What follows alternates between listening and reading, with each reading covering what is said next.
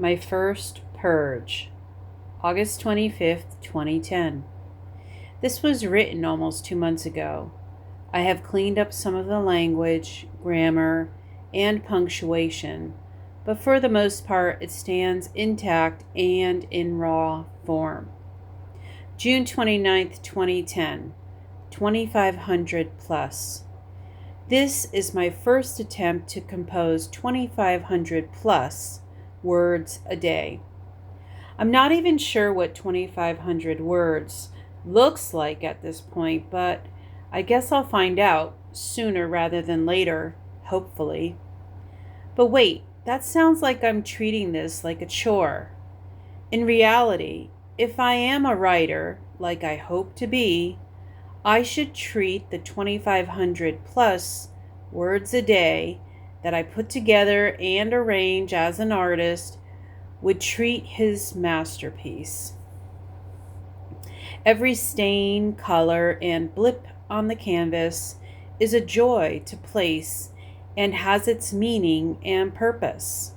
So, not only should 2,500 plus be something I look forward to, but I should also treat it as a necessary component of me being a writer, an artist with words. So this should be a pleasant experience, right? I can't look at it as an exercise or a task in carrying out my job. Besides, tasks are menial and jobs are limiting. This 2,500 plus should be a pleasant ritual that I treat as sacred and a purposeful element to my growth as a writer. For days, I've debated how to actually compose this, what seems an enormous amalgam of words. Should I try to do it on the laptop? Should I do it the old-fashioned way and use a pen and paper and actually write in a notebook? The purple one with the nicely perforated edges in case I want to dismember the notebook. I also deliberated over what time of day should this be done. Should I do it in the morning after I've had breakfast and before the view? Yes, I still have my priorities. Or should I do it when I seem to be composing junk in my brain? As it turns out, that time is usually 11:30 p.m. when I've just shut off the television or dozed off and am trying to clear my head for a long, peaceful sleep. This seems the most inconvenient time, but let me tell you, I compose a lot of good shit in my brain. The problem thus far is it's still in my brain. I always want to write it down, but then I hem and I haw, and I talk myself out of it. Most times, the next morning when I revisit what my brilliant thoughts were the night before, I am most embarrassed at my honesty and mostly corniness. Sometimes it is too angry and raw and emotes things that should be kept to myself. But I realize this is inevitably the problem. I've got all this stuff on my brain, and it is messing up my ability to function properly. It has been sitting dormant for years, but like a volcano, it is ready to erupt at any moment. And yes, there are days when I experience spillage of the brain. It comes out hot, mean, and aggressive. There is a lot of pent-up anger in there.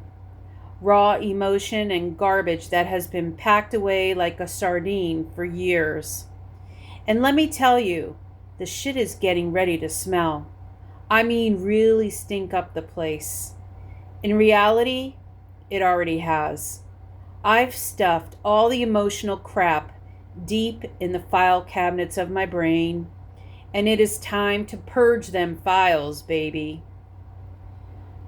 The purpose of consuming food is to give the body energy.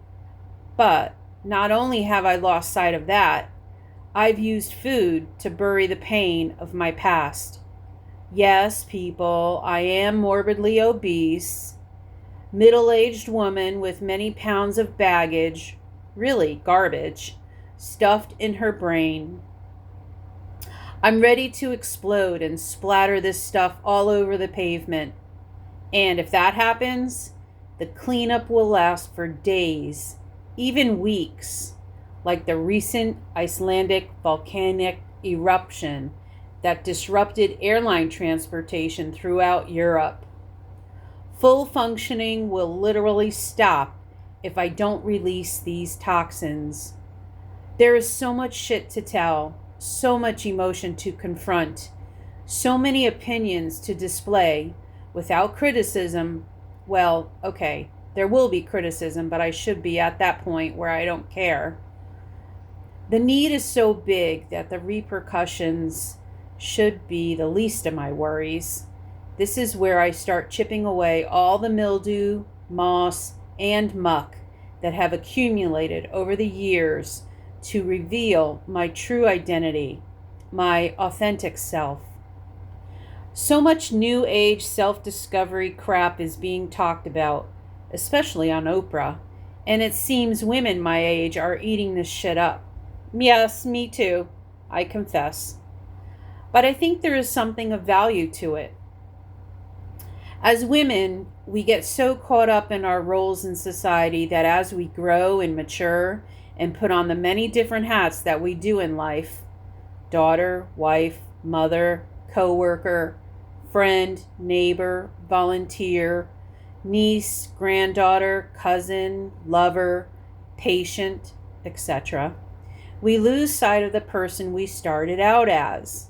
The little girl sitting in her bedroom, dreaming of what her future will be, what will fulfill her, what makes her excited, energized, and ready to take on the world, what gives her the confidence to be herself and declare publicly what she wants to be when she grows up. Sadly, most of us have lost that innocence and feeling that we can conquer the world and do our thing that gives us joy with no public criticism. We get sucked into performing these roles up to society standards and we lose our authentic self. I can still visualize myself as a little girl, sitting on the floor in my bedroom with the radio on as a background inspiration and sketchpad resting on my bent knees. I dreamed of the day that I could be an artist, free to express myself in any medium, whether it be watercolor, pencil, crayon, chalk, paint, or pastels, and to depict my version, my vision of what inspired me. Okay, I just cheated and checked my word count, and I'm at 989. Not bad for a first timer. But that can't really be what your authentic self is, at least for me. It has to have some visual element, but I'm sure there is much more involved into what makes you, you, or in my case, me, me. In order to get all of the pieces of the puzzle, which I visualize as strewn about in the files of my brain, I have to look through each file and analyze and digest the contents. These puzzle pieces of me are the morals of my experiences. For instance, how I digested what happened to me and the resulting end piece, which, as you and I both know, is excrement, i.e. shit. I guess what I'm trying to do, in the words of my favorite college roommate, is to own my shit. What I'll try to do is examine my experiences from my perspective and figure out what I learned, how I grew, and how that defined me as a person. I'm not sure if it's possible to be objective since it is my memory, my experience, and my interpretation of what happened. Most people would like to see or hear both sides of the story so that they could make their own judgment. Ooh, I hate that word.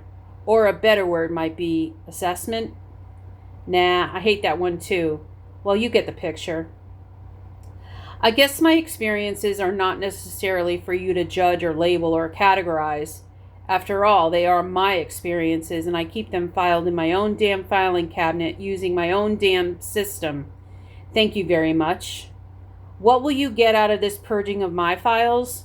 Not sure at this point. Maybe a better understanding of yourself? Or maybe we shared a similar experience and my coping is different or the same as yours? Maybe it will open your eyes to your authentic self. Anyhow, the point of this is selfishly, yes, for me, to realize and get in touch with my true identity, the one that I was born with, but that got bombarded and clouded and lost with that everyday shit of life. 1353.